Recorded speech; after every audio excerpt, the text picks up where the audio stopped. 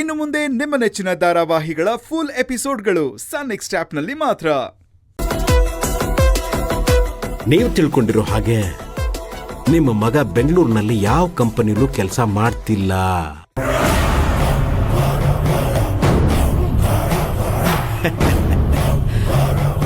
ಅವನು ಬದುಕಿದ್ರೆ ಅಲ್ವಾ ಸ್ವಾಮಿ ಕೆಲಸ ಮಾಡೋಕೆ. ಏನ್ ಹೇಳ್ತಾ ಇದ್ದೀರಾ ನೀವು? ನಿಜ ಹೇಳ್ತಿದ್ದೀನಿ ಸ್ವಾಮಿ. ನಿಮ್ಮ ಮಗ ರಾಜೇಶನ್ ಸಾವು ಸಹಜವಾಗಿದ್ದಲ್ಲ. ಅವನನ್ನ ಅಮಾನುಷವಾಗಿ ಕೊಲೆ ಮಾಡಿ ಸಾಯಿಸಿದ್ದಾರೆ.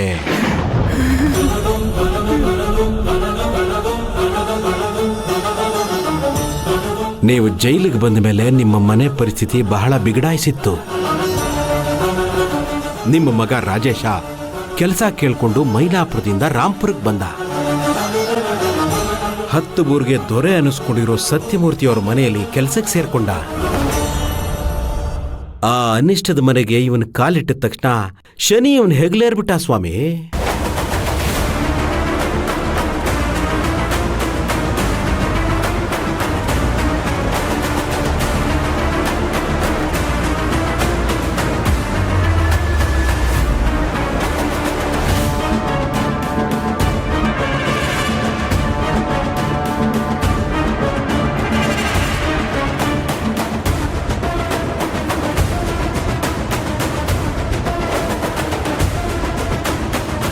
ಇದಿಷ್ಟು ನಡೆದಿದ್ದು ಸ್ವಾಮಿ.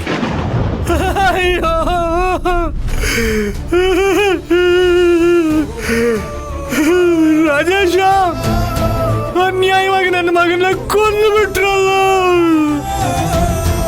ನನ್ನ ಮಗ ಎಷ್ಟು ನರಳೆ ಸತ್ತಿರಬೇಕು. ಆ ದೇವರು ನಿಮ್ಮನ್ನ ಸುಮ್ಮನೆ ಬಿಡೋದಿಲ್ಲ ಕಣ್ರು. ಶಂಕರಪ್ಪ ಮೆತ್ತಗೆ ಮೆತ್ತಗೆ ಮೆತ್ತಗೆ. ಅಲ್ಲ ಶಂಕರಪ್ಪ, ದೇವ್ರ ಬಂತು ಏನ್ ತಾನೇ ಮಾಡೋಕ್ ಸಾಧ್ಯ ಶಂಕರಪ್ಪ? ದೇವ್ರನ್ನ ಏನು ಮಾಡಬಾರ್ದು ಅಂತ ತಾನೇ ಅವನ್ನ ಗುಡಿಲಿಟ್ಟು ಬೀಗ ಹಾಕಿರೋದು. ಅಂತ ಪಾಪಿಗಳಿಗೆ ಏನಾದ್ರೂ ಮಾಡಬೇಕು ಅಂತಾದ್ರೆ ನಾವೇ ಏನಾದ್ರೂ ಮಾಡಬೇಕು. ಶಂಕರಪ್ಪ, ಭೂಮಿಗೆ ಎಲ್ಲ ವಿಷಯ ಗೊತ್ತಿತ್ತು, ಆದ್ರೆ ಮನೆ ಹಾಳ್ರು ಅವಳ ಮನಸ್ಸನ್ನ ಬದಲಾಯಿಸ್ಬಿಟ್ರು. ಈ ವಿಷಯ ಹೊರಗೆ ಬಂದ್ರೆ ಜೈಲಲ್ಲಿರೋ ನಿಮ್ ತಂದೆನ ಕೊಲೆ ಮಾಡ್ತೀನಿ ಅಂತ ಹೆದರ್ಸಿದ್ರು. ತಮ್ಮನ್ ಕಳ್ಕೊಂಡು ಒಂದ್ ಕಡೆ, ನಿಮ್ಮನ್ನು ಉಳಿಸ್ಕೋಬೇಕು ಅನ್ನೋ ಆಸೆ ಇನ್ನೊಂದ್ ಕಡೆ. ಅದಕ್ಕೆ ಆ ಮನೇಲಿ ಜೀತ ಮಾಡ್ಕೊಂಡು ಬಿದ್ದಿದ್ದಾಳೆ. ಆ ಸತ್ಯಮೂರ್ತಿ ಎಂಥ ನರರಾಕ್ಷಸ ನರಹಂತಕ ಅನ್ನೋದು ನಿನಗೆ ಗೊತ್ತಿಲ್ಲ ಶಂಕರಪ್ಪ. ಅಂಥ ಪಾಪಿನ ಮಟ್ಟ ಹಾಕೋಕ್ಕಾಗ್ತಿಲ್ಲ ಅಂತ ನಾನು ಪ್ರತಿದಿನ ಪ್ರತಿ ಕ್ಷಣ ಕೊರಗ್ತಾ ಇದ್ದೀನಿ. ಅಯ್ಯೋ, ಇದನ್ನೆಲ್ಲ ಕೇಳ್ತಾ ಇದ್ರೆ ನನ್ನ ರಕ್ತ ಕುದೀತಾ ಇದೆ.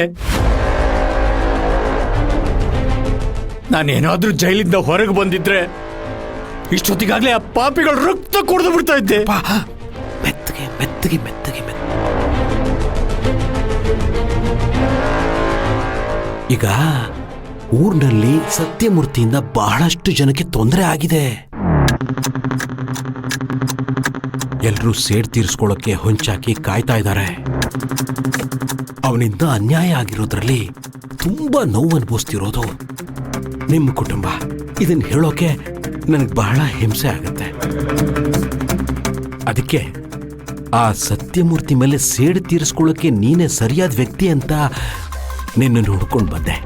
ಅಯ್ಯೋ, ನನ್ನ ಕೈಲಿ ಏನು ಮಾಡಕ್ಕಾಗುತ್ತೆ? ಈ ಜೈಲು ಒಳಗಿಂದ ತಪ್ಪಿಸ್ಕೊಂಡು ಬರೋ ವಯಸ್ಸು ನಂದಲ್ಲ. ಹಾಗೊಂದ್ ವೇಳೆ ಆ ಬಲ ನನ್ನ ಹತ್ರ ಇದ್ದಿದ್ರೆ ಜೈಲಿಂದ ಹೊರಗೆ ಬಂದು ಅವನ್ನ ಬೆನ್ನಟ್ಟಿ ಬೇಟೆ ಆಡ್ಬಿಡ್ತಿದ್ದೆ. ಇಷ್ಟೆಲ್ಲ ಕೇಳಿಸ್ಕೊಂಡ್ಮೇಲೂ ನಿನ್ಗೆ ರೋಷಾವೇಶ ಬರುತ್ತೋ ಇಲ್ವೋ ಅನ್ನೋದನ್ನ ನೋಡೋದಕ್ಕೆ ನಾನೆಲ್ಲಿಗೆ ಬಂದಿದ್ದು. ನೀನೇನು ಯೋಚನೆ ಮಾಡಬೇಡ ಶಂಕರಪ್ಪ. ಈ ಜೈಲಿನಿಂದ ನಿನ್ನನ್ನು ಬಿಡಿಸ್ಕೊಂಡು ಹೋಗೋ ಜವಾಬ್ದಾರಿ ನಂದು.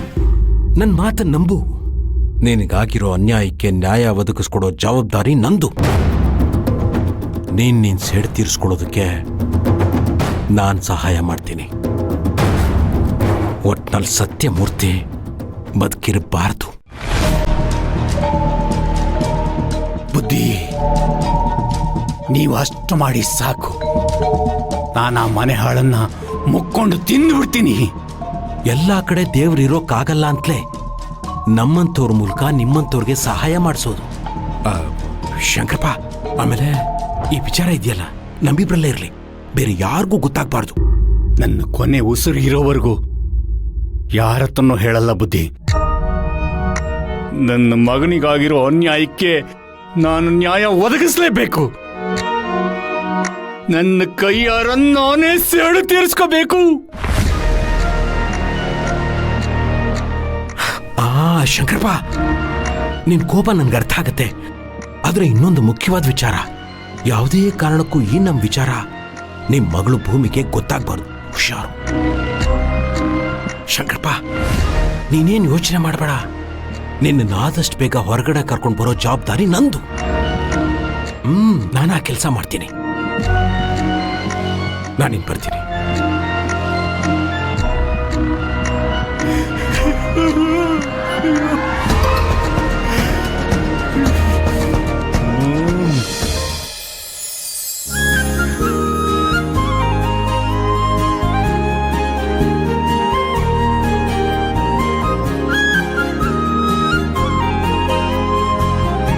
ಯಾಕೆ ಭೂಮಿ ಅವರೇ, ರಾತ್ರಿ ಸರಿಯಾಗಿ ನಿದ್ದೆ ಮಾಡಿಲ್ವಾ? ಚೆನ್ನಾಗೇ ನಿದ್ದೆ ಮಾಡಿದ್ನಲ್ಲ, ಯಾಕೆ? ಈ ಮನೆಯಲ್ಲಿ ಎಲ್ರಿಗಿಂತ ಮುಂಚೆ ಎದ್ದೇಳೋದು ನಾನೇ. ಅಷ್ಟೇ ಅಲ್ಲ, ಕೋಳಿಗಳನ್ನ ಎಬ್ಸಿ ಕೂಗ್ಸೋದು ನಾನೇ. ನೀವು ಬೇರೆ ಇಷ್ಟು ಬೇಗ ಎದ್ದು ದೇವಸ್ಥಾನಕ್ಕೆ ಬೇರೆ ಹೊರಟಿದ್ದೀರಾ. ಸಾಲದು ಅಂತ ಮಿರ ಮಿಂಚ ಬಟ್ಟೆನೂ ಹಾಕೊಂಬಿಟ್ಟಿದ್ದೀರಾ. ಏನ್ ಸಮಾಚಾರ? ಇವತ್ತು ನನ್ ಹುಟ್ಟಿದ ದಿನ. Wow, super. ಕೊಡಿ ಕೈಲಾ.